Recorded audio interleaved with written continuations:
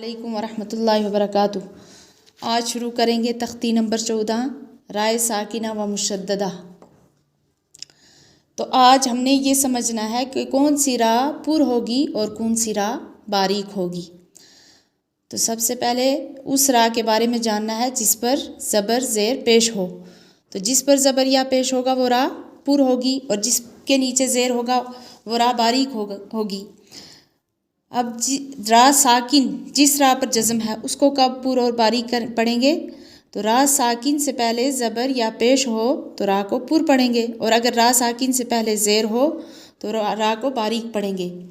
لیکن اگر راہ ساکن سے پہلے زیر ہو اور اس کے بعد حروف مستعلیہ میں سے کوئی حرف آتا ہو تو وہ راہ پر ہوگی، چاہے اس سے پہلے زیر ہو لیکن راہ پر ہوگی۔ کس وجہ سے؟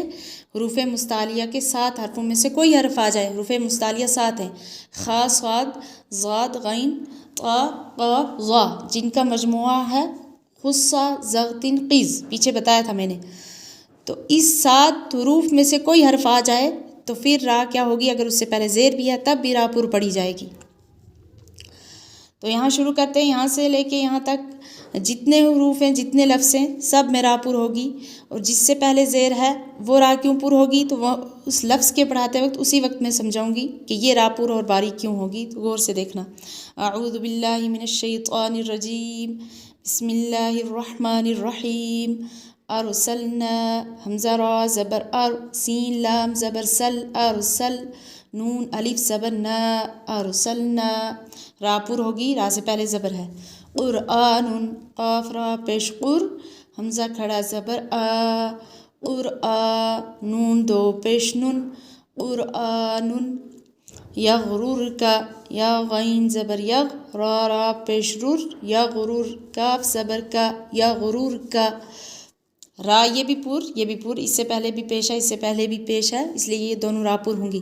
مرصادن، میم را زیر مر، صاد الف زبر صا، مرصا، دال دو زبر دن، مرصادن۔ اب یہاں پہ راہ کیوں پر ہوگی؟ یہاں تو اس سے پہلے زیر ہے، اور جس راہ سے پہلے زیر ہوتا ہے وہ باریک ہونی چاہیے۔ تو یہ راہ اس لیے پر ہوگی کہ جب کسی راہ سے پہلے زیر ہو اور اس کے بعد آنے والا حرف جو ہے حروف مستعلیہ کا ہو۔ حروف مستعلیہ 7 ہیں: خا، صاد، ضاد، غین، قاف، ظا، خصا، زغتن، قیز۔ دوبارہ سنو: خا، صاد، ضاد، غین، طا، قاف، ظا، خصا، زغتن، قیز، یہ اس کا مجموعہ ہے۔ تو جب راہ ساکن سے پہلے زیر ہو اور اس کے بعد حروف مستعلیہ کا، جیسے یہاں پہ صاد آ رہا ہے، تو راہ پر ہوگی۔ قرطاسن، قاف را زیر قیر، طا الف زبر طا، قرطا، سین دو زیر سن، قرطاسن، یہاں بھی راہ پر ہوگی، اس لیے کہ راہ کے بعد یہاں بھی کیا ہے؟ طا حروف مستعلیہ، اگرچہ راہ سے پہلے زیر ہے لیکن آگے دیکھنا ہے حروف مستعلیہ کا کوئی حرف تو نہیں آ رہا ہے، یہاں پہ طا آ رہا ہے تو راہ پر ہوگی۔ قرطاسن، فرقۃ، فا را زیر فر، قاف زبر قا، فرقہ، تا دو پشتن، فرقۃ، یہاں راہ کیوں پر ہوگی؟ اس سے پہلے بھی زیر ہے، کیوں پر ہوگی؟ اس لیے کہ قاف حروف مستعلیہ کا ہے۔ امیر تابو، حمزہ زبر آ، میم را زیر مر، امیر، تا الف زبر تا، امیر تا، با واو پیش بو، امیر تابو۔ اب یہاں پہ راہ پر ہوگی۔ اب اس راہ کے بعد کوئی حروف مستعلیہ نہیں آیا تب بھی یہ راہ پر کیوں ہوگی حالانکہ اس سے پہلے زیر ہے؟ تو یہاں آپ یہ بات سمجھ لینا کہ راہ ساکن سے پہلے جو زیر آ رہی ہے اگر وہ اسی لفظ کی نہ ہو جس کی راہ ہو، یعنی وہ پہلے جو دوسرا لفظ پہلا ہے الگ ہے اس سے، اس میں اگر زیر ہے تو راہ پر ہوگی۔ اگر راہ کی اسی لفظ میں اگر راہ سے پہلے جو زیر آ رہی ہے وہ اسی لفظ کی ہو تو راہ باریک ہوگی، لیکن اگر راہ سے پہلے جو زیر آ رہی ہے وہ دوسرے لفظ کی ہے تو راہ پر ہوگی۔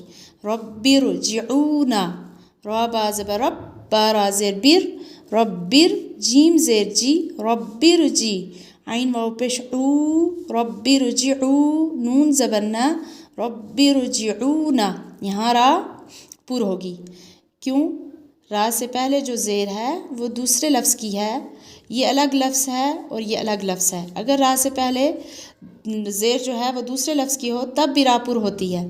اگر اسی لفظ میں آئے زیر تو باریک ہوگی. مستقر، میم سین پیش مستا زبرتا مستا، قاف را زیر قر را دو پیش رن مستقر. یہ را پور کیوں ہوگی؟ یہ سامنے نظر آ رہے ہیں دو پیش، اگر دو مطلب اگر زبر یا پیش ہو تو را پور ہوتی ہے.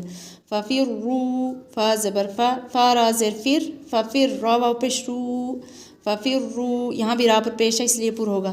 بر را، با را زیر بر، را زبر را، بر را را پور.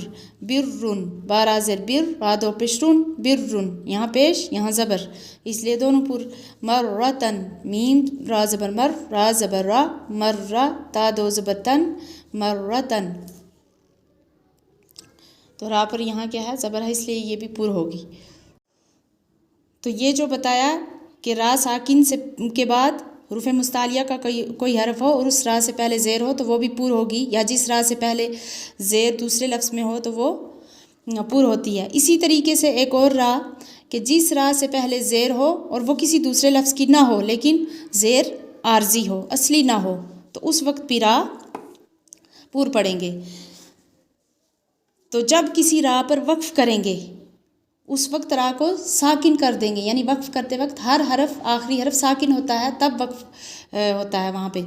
جیسے ہم نے کوئی مثال لے لی والفجر والعصر، اس را پہ ہم نے کیا کیا؟ وقف کیا. تو اب ہم نے دیکھنا ہے کہ اس را کو پور پڑھیں گے یا باریک پڑھیں گے.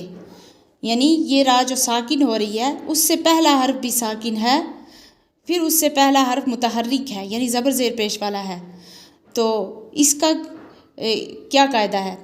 تو ہم نے دیکھنا ہے کہ جس را ساکن سے پہلے کوئی حرف ساکن ہو یا کے علاوہ، تو اس را کا بھی وہی ہے جو اوپر بتایا تھا کہ را ساکن سے پہلے زبر یا پیش ہو تو را پور ہوگی، اور اگر اس را ساکن سے پہلے کوئی حرف ساکن ہو اور اس سے پہلے زیر ہو تو را باریک ہوگی. لیکن یہ کب ہے؟ جب اس را ساکن سے پہلے یا ساکن نہ ہو.